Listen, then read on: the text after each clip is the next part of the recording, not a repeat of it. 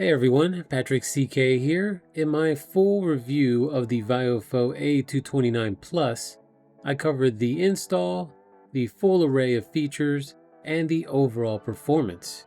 If you haven't seen that video yet, I recommend checking it out first. I'll link it here and in the description. Today though, we're zeroing in on just one feature, HDR. It promises better shadows, clearer highlights, and improved night detail. But is it actually worth cutting your frame rate in half? Let's find out. Let's start with the basics. HDR, or high dynamic range, works by combining multiple exposures or stacked frames to balance out extreme lighting.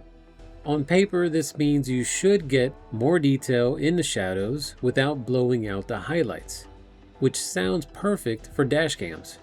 But there's a catch. With the A229 Plus and most other dashcams, turning HDR on cuts your frame rate in half, from 60 down to just 30 FPS. That's the first trade-off, and depending on your driving conditions, it might already be a deal killer. HDR on dashcams isn't the same as the carefully graded HDR you see in movies or streaming video. Instead, cameras like the A229 Plus have to do everything live. The Sony StarViz2 IMX675 sensor captures multiple exposures in real time, short ones for bright areas and long ones for darker areas, and then merges them on the fly. That real-time merging is where the side effects start to show up.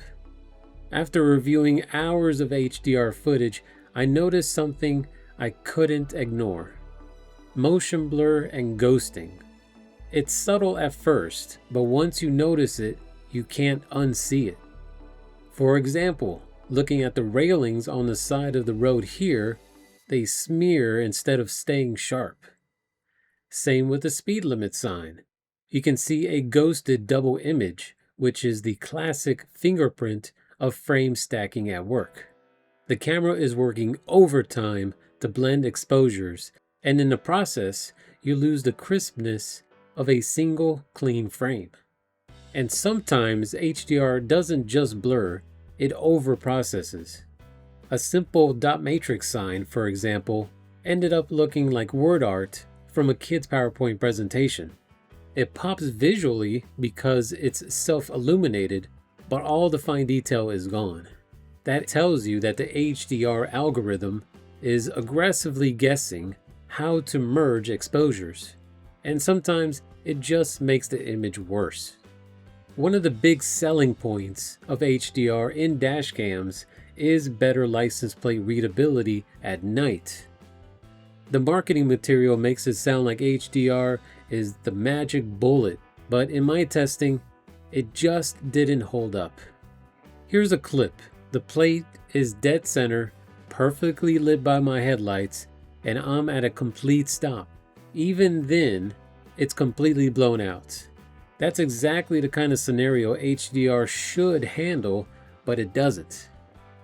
To push things further, I set up a test plate on a stand at night. Same results. Washed out, unreadable. HDR didn't add any extra detail. When I turn HDR off and switch back to 60 FPS, the difference in smoothness is immediate.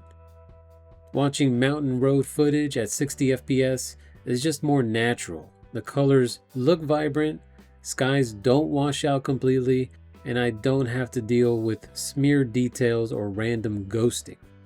For me, smoother 60 FPS footage beats unpredictable HDR in my opinion. Here's the bottom line. HDR relies on frame stacking, and while it can improve dynamic range, it also introduces motion blur and inconsistencies. Because it locks you at 30 FPS, you're losing half of your temporal resolution, and in a dashcam where capturing fast-moving detail matters, that's not a small trade-off. So is HDR worth it on the VIOFO A229 Plus? In my opinion, no, not as a default setting. It has its moments, but the inconsistent processing and loss of smoothness outweigh the benefits. I'm sticking with HDR off and 60 FPS on, because when it comes to dash cams, I'd rather have more usable frames than a slightly prettier picture, especially when every frame can matter in an accident or any other incident on the road. That said, every driving environment is different.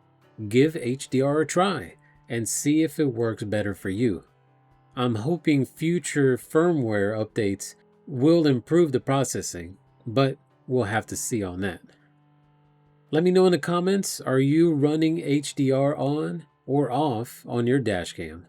I'd love to hear your experiences. If you haven't seen my full review of the A229 Plus, I'll leave a card and link in the description. And if this video helped you out, consider liking and subscribing. It really helps the channel grow. And check out my Amazon shop for other gear I personally own and recommend. Until next time, this has been Patrick CK. Drive safe and goodbye.